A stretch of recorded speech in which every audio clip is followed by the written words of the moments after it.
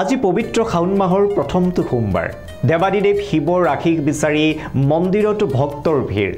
সমগ্ৰ দেশৰ লগতে অসমতো বিভিন্ন মঠ মন্দিৰত ভক্তৰ লানি নিচিগা হ'ল নমস্কাৰ আপোনালোকে চাবলৈ আৰম্ভ কৰিছে নিউজ ডেস্ক ৰিপোৰ্ট ষ্টুডিঅ'ত মই নৱজিত ডেকা আজি পবিত্ৰ শাওন মাহৰ প্ৰথমটো সোমবাৰ মহাদেৱ শিৱৰ আশীষ বিচাৰি মন্দিৰত ভক্তৰ লানি নিচিগা শাৰী সনাতন ধৰ্মত শাওন মাহক আটাইতকৈ পবিত্ৰ মাহ হিচাপে গণ্য কৰা হয় মহাদেৱ শিৱৰ ভক্তিৰ প্ৰতি উৎসৰ্গিত এই শাওন মাহ দেৱাদিদেৱ শিৱৰ আশীষ বিচাৰি ভক্তই আৰাধনা কৰে শিৱক মন্দিৰে মন্দিৰে শিৱৰ আশীষ বিচাৰি ভক্তৰ লানি নিচিগা খোদ বয় অগণন ভক্তৰ লানি নিচিগা খোদ বৈছে বকৰ যমুনেশ্বৰ শিৱালয়ত সমগ্ৰ দেশৰ লগতে বকৰ শাওনমহীয়া বাউকা জলযাত্ৰাত ভক্তৰ লানি নিচিঙা ভিৰ পৰিলক্ষিত হয় সমগ্ৰ জীৱকুলৰ মংগলৰ কামনাৰ্থে এই শাওন মাহত শিৱ ভক্তসকলে নিজৰ লগতে সমাজৰ মংগলৰ বাবে ব্ৰত পালন কৰে শাওন মাহৰ প্ৰথম সোমবাৰ আমি ভক্তপ্ৰাণ ৰাইজৰ বহুত সঁহাৰি পাইছোঁ আমি যেনেধৰণে ভাবিছিলোঁ তাতকৈ বহুত ভক্ত আমাৰ ইয়াত উপস্থিত হৈছেহি আমাৰ ৰাইজৰ সঁহাৰি পাই আমাৰ কমিটি বহুত আনন্দিত আৰু আমি সকলো কমিটিৰ মানুহে নিজা নিজা কামত আমি ব্যস্ত আছোঁ গোটেই মাহ জুৰি প্ৰতি সোমবাৰে শিৱ মন্দিৰত গৈ মংগল প্ৰাৰ্থনা জনায় এই উপলক্ষে বিগত বছৰবোৰৰ দৰে এই বৰ্ষতো কামৰূপ জিলাৰ বকৰ যমুনেশ্বৰ শিৱালয়ত ভক্তই কৰিছে ভিৰ ভগৱান শিৱৰ কৃপা লাভ কৰিবলৈ ভক্তসকলে শাওন মাহত তেওঁক উপাসনা কৰাৰ লগতে উপবাসো খাটে এই সময়ত শিৱ ভক্তসকলে তেওঁক উপাসনা কৰে আৰু মহাদেৱক সন্তুষ্ট কৰিবলৈ যত্ন কৰে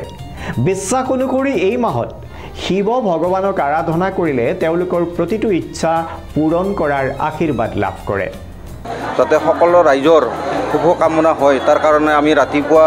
মোটামুটি 3টা বজাৰ পৰাই সকলো আমাৰ সদস্যসকলে অহৰহভাৱে কাম কৰি আছে আৰু সন্ধিয়ালৈকে সম্পূৰ্ণ আমাৰ ভক্তপ্ৰাণ এনেকুৱা আহি থাকিব বুলি আমি আশা কৰিছোঁ কাৰণ কিয় বৰ্তমান সময়ত আমাৰ মুখ্যমন্ত্ৰী ডাঙৰীয়াৰ যিটো আমাৰ হিন্দুত্ববাদী চৰকাৰখন চলি আছে বা বৰ্তমান আমাৰ জনপ্ৰিয় মুখ্যমন্ত্ৰী মাননীয় হেমন্ত বিশ্ব শৰ্মা ছাৰে যেনেকুৱা ধৰণে আমাৰ অসমখনত এটা ধৰ্মীয় এটা আমাৰ হিন্দুত্ব সনাতন ধৰ্মৰ যিটো গৰিধৰতা বুলি আমি ক'ব খুজিছোঁ কাৰণ কিয় বৰ্তমানত আমাৰ সনাতন ধৰ্মৰ বহুত আগৰণুৱা হিচাপে আমাৰ ৰাজ্যখনত আগবাঢ়ি গৈছে আৰু সেই হিচাপে আমি আমাৰ ভক্তপ্ৰাণ ৰাজ্য আমাক সম্পূৰ্ণ সহযোগ কৰিছে আমি নথৈ সুখী হৈছোঁ গতিকে অহা সোমবাৰে আৰু ইয়াতকৈ বেছি ভক্তপ্ৰাণ আহিব বুলি আমি আহ্বান জনাইছোঁ আমাৰ কমিটিৰ তৰফৰ পৰা ৰুদ্ৰাক্ষ পৰিধান কৰাৰ বাবে শাওন মাহটো উত্তম বুলি বিবেচিত হয় ৰুদ্ৰাক্ষক অতি পবিত্ৰ আৰু শক্তিশালী বুলি গণ্য কৰা হয় সেয়েহে ইয়াক প্ৰকৃত হৃদয়েৰে আৰু কিছুমান নিয়ম পালন কৰি পিন্ধিব লাগে এতিয়াৰ বাতৰিৰ পৰা মই নৱজিত ডেকাই বিদায় লৈছোঁ আপোনালোকে চাই থাকিব শুদ্ধ আৰু বিস্তৃত বাতৰিৰ বাবে নিউজ ডেস্ক ৰিপোৰ্ট